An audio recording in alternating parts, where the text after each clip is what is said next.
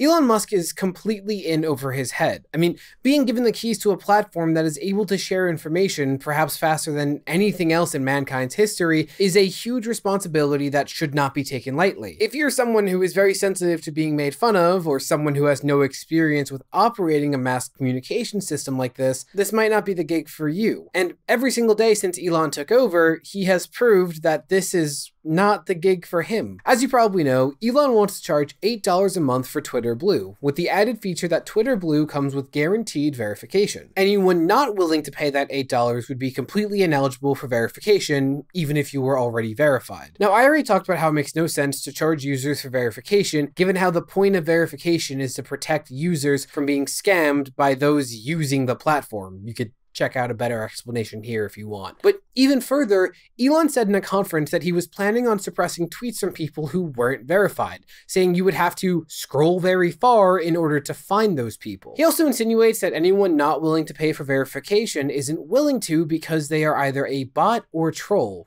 Because, like, we all know the world famous bot, Hank Green, or, Stephen King or Eddie Burback. I mean, world famous bots who said they won't pay for verification. And to me, it's not really a good sign when you say something and immediately start insinuating that dissent can only be from people whose opinions shouldn't count and we shouldn't even listen to for whatever reason. In this case, they must be bots and trolls. If you're going to be preemptively defensive, the much smarter play is to address specific counter arguments that you expect, not just say they aren't people. And to me, this just shows how Elon is getting really defensive and refuses to understand why people are disagreeing with him and just thinks it's all a personal attack, because this whole thing has always been about him. Speaking of Elon getting defensive, a lot of people criticizing Musk were suspended from Twitter, perhaps permanently. Part of this stemmed from people with verified accounts changing their display name in order to parody Elon in order to make him look bad with good old-fashioned satire. Now, when verified users do something like this, it's really obvious if you check the handle of the account, but at a quick glance, yeah, it's really easy to deceive people with this tactic. But now imagine someone getting verified minutes after making an account with a handle that closely resembles that of a celebrity or major organization, which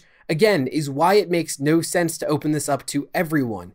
Elon initially responded to this saying that your account would be permanently suspended if you did this without making it clear that your account was a parody, only to ban people who specified that they were parodying Elon even beyond the standards that he set. So he made a rule only to immediately break it when his feelings were still getting hurt. Cool.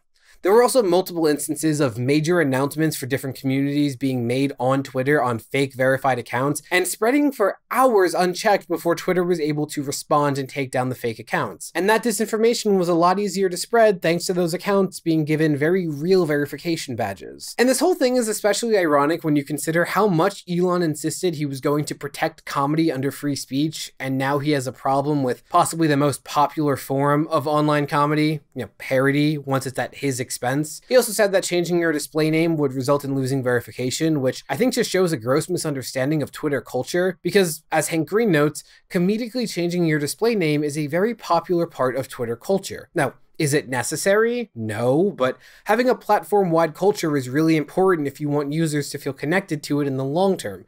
See the rise and fall of YouTube Rewind for that in action. Also with verification, because this is literally Elon's only idea right now, he came up with a great solution to distinguish who's a public figure and not, which was by giving the public figures a badge that said that they were the real account of a public figure. Wow, if only someone thought of that already. We could call it, clarified? Clarified?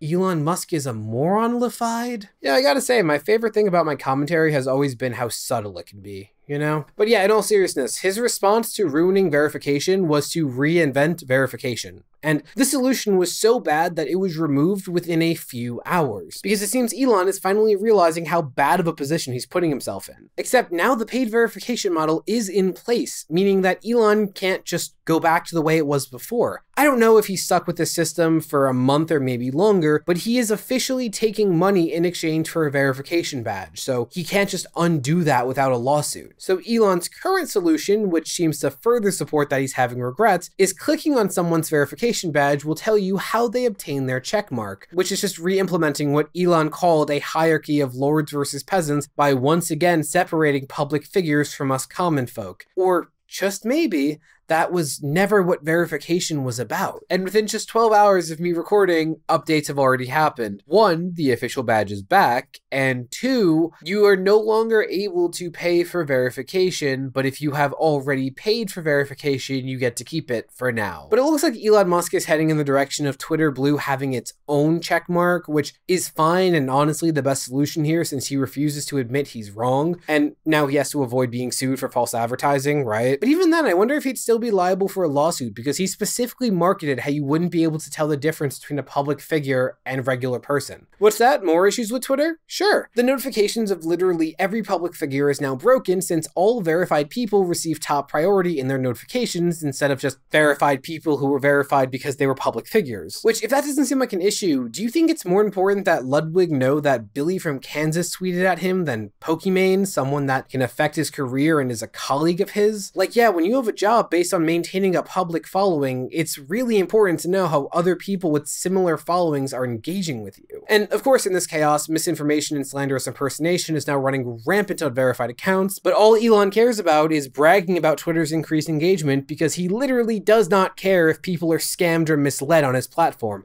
as long as they're on his platform. And this is the whole issue with Elon framing his takeover of Twitter into a culture war, anti-Hollywood elite thing. Public figures are different from non-public figures. That's why there's a different adjective describing them, an adjective that is especially important when you're a social media platform. That doesn't mean they have more value as a human, obviously, but it's probably a better use of resources to protect Keanu Reeves from being impersonated than, say, Ted from accounting. And Elon's still trying to frame this as everyone should be treated the same when no, we shouldn't in this particular case. Also, that doesn't apply to him having a mansion, but you know, what do I know? Speaking about how Elon treats the people, the man has already brought his famously great politics to Twitter.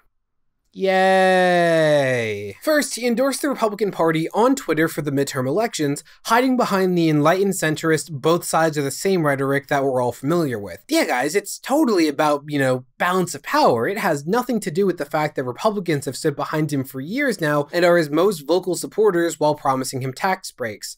And it's just a coincidence that he's never spoken out against Republicans having complete control in government. I mean, this is all totally unrelated. Also, before you defend Elon's free speech, you should probably know that even he stressed the importance of Twitter remaining politically neutral, but no, go ahead. And the political shadiness doesn't end there. For example, the executive director of the League of Women Voters in California had their account suspended for no reason a day before the midterm election. This luckily went somewhat viral outside of their following, so they were soon reinstated, being told that they were somehow mistaken for a bot. And this is far from the only instance of something like this happening. Now, what I'm about to say is purely anecdotal, meaning it only reflects my experience and not objective fact, but I am noticing a lot more left-leaning accounts being penalized in these weird ways than I'm noticing from right-wing accounts. If that is the general trend, I'm sure that's just a coincidence too. And before I get the inevitable whataboutism, yes, this would all be just as unethical if a left-leaning CEO was doing this to right-wing people that were not endorsing violence or misinformation. Now, to be fair, Twitter isn't the only social media platform struggling right now, as Meta recently laid off over 11,000 employees, which is incredibly unfortunate, but not that surprising considering how poorly their primary investment has been working out for them. I'm pretty sure the guy who invented, the VR headset that kills you if you die in the game, and arguably even, Microsoft HoloLens, I'm pretty sure those things have gotten us closer to existing in a metaverse than Mark Zuckerberg has in years of being dedicated to that, but whatever. Yet despite all of this, one social media platform has been doing all right, which is Tumblr.